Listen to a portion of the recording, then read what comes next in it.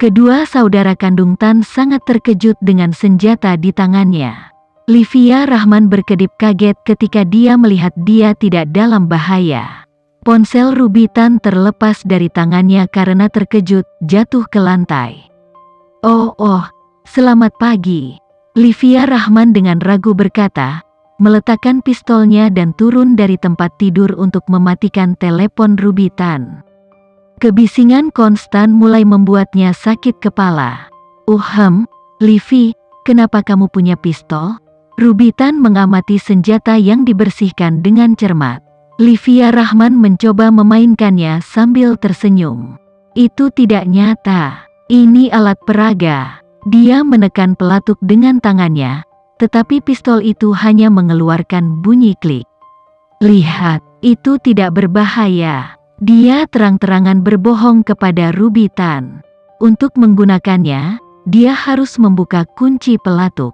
Untungnya, Ruby Tan tidak tahu banyak tentang senjata, jadi dia dengan mudah jatuh cinta pada kebohongan. Benarkah? Bisakah aku melihatnya? Ruby Tan bertanya dengan rasa ingin tahu, meraih pistolnya. Livia Rahman menggelengkan kepalanya dengan senyum menggoda. Semuanya menjadi senjata untukmu, Ruby Tan. Ingat terakhir kali kamu menggunakan sikat gigi sebagai senjata? Dia tertawa, dengan ahli mengarahkan pikiran Ruby Tan ke hal lain. Itu satu kali, Ruby Tan berteriak, benar-benar malu.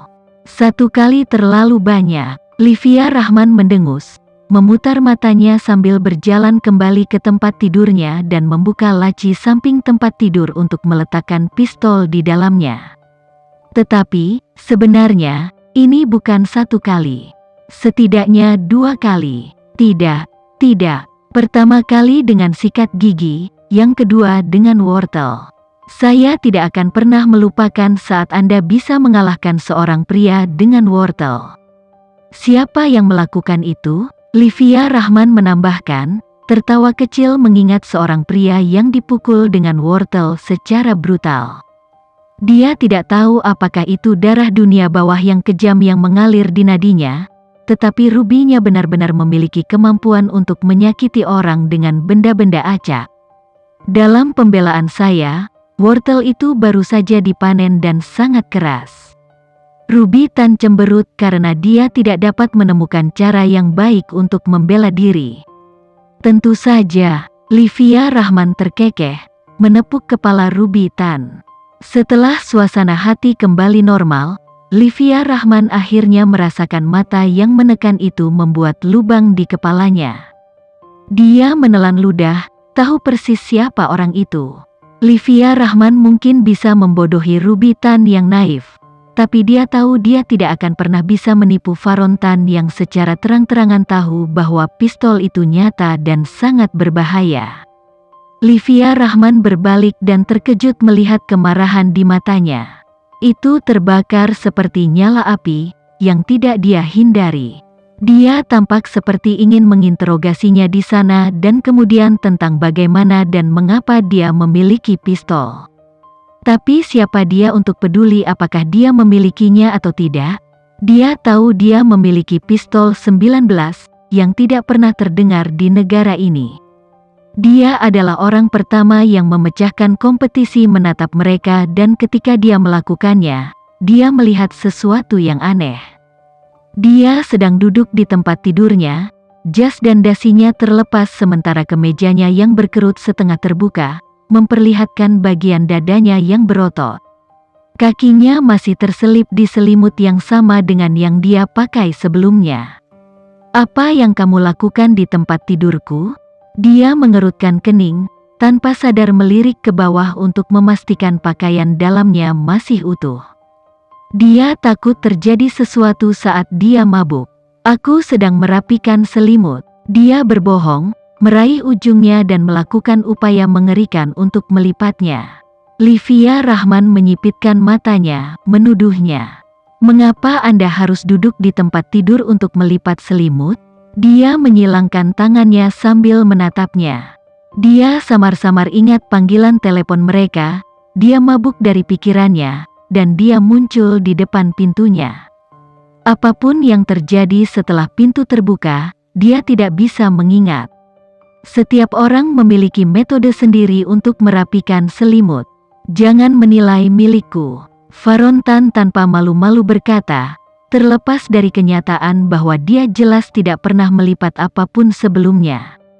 Jika kamu akan berbohong, setidaknya pilih yang lebih baik. Dia cemberut, memperdebatkan gagasan memanggil keamanan. Tapi sebagian besar dari dirinya tidak ingin dia pergi. Livia Rahman telah memperhatikan bahwa selama pertemuan mereka yang sering, hatinya akan langsung tenang dan perasaan aman akan menyelimutinya saat dia merasakan kehadirannya. Bahkan Tio Brahmantio tidak mampu membangkitkan perasaan memiliki seseorang untuk diandalkan ketika dunia menjadi terlalu sulit untuk ditangani. Cara hatinya bergerak setiap kali mata mereka bertemu mulai membuatnya takut. Dia punya firasat bahwa jika dia membiarkan dirinya menyerah, dia akan jatuh cinta padanya pada tingkat yang mengkhawatirkan. Livia takut jatuh cinta lagi. Dia tahu bahwa dia belum stabil secara emosional dan patah hati yang lain mungkin akan benar-benar menghancurkannya. Meskipun begitu, dia tidak bisa memaksa dirinya untuk melupakan itu semua dengan cepat. Dia mengatupkan bibirnya, matanya berkedip dengan ketidakpastian. Itu benar, kamu terlalu banyak berpikir. Dia menolak untuk mundur dan meletakkan selimut yang terlipat sembarangan ke sudut tempat tidurnya. Livia Rahman menghela nafas berat. Sepertinya pria tak tahu malu ini akan mengalah pada alasannya yang mengerikan. Jadi dia memutuskan untuk mengabaikannya. Lagi pula, ini bukan pertama kalinya mereka tidur di kamar yang sama. Privasinya jelas dilanggar, tetapi dia tahu dia adalah pria yang dapat dipercaya. Dia tidak melakukan apapun padanya setiap kali dia tidak sadarkan diri dan dia tidak berpikir dia akan mulai dalam waktu dekat. Dia hanya merasa bingung bahwa dia akan tinggal di ranjang yang sama dengannya sampai dia menyadari bahwa dia juga menemukan dirinya di tempat tidurnya malam sebelumnya. Dia selalu mengunci kamar tamu agar dia tidak bisa tidur di sana, tapi kenapa dia tidak pergi saja setelah menyelipkannya? Namun, itu tidak masalah sekarang karena dia jelas tidur nyenyak. Mengapa kamu melipat selimut? Dia merenung, berjalan menuju selimut yang sekarang berbentuk aneh. Farontan berkedip, dengan canggung menggaruk bagian belakang kepalanya. Kenapa tidak? Dia bertanya padanya, meskipun agak memalukan melihat pria yang cakap bahkan tidak bisa melakukan sesuatu yang sederhana seperti melipat selimut. Karena aku harus menggunakannya nanti malam. Dia memutar matanya, membukanya dan meletakkannya di tempat tidur. Dia memperbaiki ujung-ujungnya sehingga tempat tidurnya lebih rapi. Berbalik ke arah Rubitan, dia memperhatikan betapa anehnya gadis itu menjadi pendiam. Hampir tidak mungkin baginya untuk tidak mulai mengoceh karena dia biasanya energi dan penuh dengan hal-hal untuk dikatakan dan dibicarakan. Apa itu? Livia bertanya sambil mengatur bantal. Rubitan kehilangan kata-kata dengan bagaimana kakaknya bertindak. Dia tidak pernah seperti ini, berperilaku baik. Tidak, itu bukan kata untuk itu. Dia selalu tipe yang mendominasi, memaksa orang untuk memenuhi setiap keinginannya. Di atas segalanya, dia tidak akan pernah menunjukkan kebaikan kepada orang-orang. Bahkan saat dia memanjakannya dengan caranya sendiri, itu jauh dari bagaimana dia memanjakan Livianya. Sejak kapan kakaknya mampu melakukan mata dan tindakan yang begitu lembut? Sulit dipercaya dia adalah pria yang sama dari sebulan yang lalu. Ketika dia melakukan kontak mata dengan Farontan, dia mengiriminya tatapan peringatan. Dia mengatupkan bibirnya dengan kesal pada matanya yang mengancam, tetapi pada akhirnya, dia benar-benar tidak berdaya melawannya. Tidak ingin menempatkan Livianya ke dalam suasana yang canggung, dia memutuskan untuk mengubah topik pembicaraan. Tidak ada, aku hanya memikirkan apa yang aku lupa, Dia menekankan jarinya ke dagunya dan tiba-tiba sebuah bola lampu padam. Ya ampun, aku baru ingat kenapa aku datang ke sini.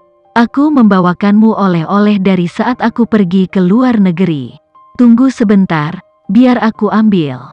Ruby Tan buru-buru meninggalkan ruangan, ingin sekali berada jauh dari kakak laki-lakinya. Sekian dulu ya video kali ini, kita lanjutkan lagi videonya di lain waktu. Oh iya, bagaimana menurut kalian? Semoga bisa sedikit menghibur kalian semua. Untuk teman-teman yang baru nonton, jangan lupa subscribe ya, hehehe. Dan kalau teman-teman ada yang ingin gabung langganan, bisa langsung gabung saja untuk dapat fitur yang menarik dan sedikit membantu Mimin. Terima kasih banyak sudah menonton, sampai jumpa lagi, bye.